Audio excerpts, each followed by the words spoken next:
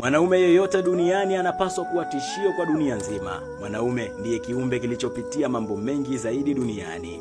Machozi yako mwanaume yanapaswa kudondoka chini kwa ajili ya mama yako peke yake. Yeye ndiye anayestahili machozi yako. Mwanaume unapaswa kukaza mpaka tone la mwisho. Kulegea kwa mwanaume ni kuitia aibu familia yako, baba yako, mama yako, ukoo wako, mpaka daktari aliyekutahiri, kwa sababu hakuna maana ya wewe kuwa mwanaume kama utakuwa dhaifu. Najua utajiuliza kwa nini, lakini hakuna mama duniani anayetamani kuwa na mtoto wa kiume dhaifu. Hakuna dada anayehitaji kaka dhaifu. Hakuna mdogo anayehitaji kuwa na bro dhaifu. Hakuna mwanamke anayetaka boyfriend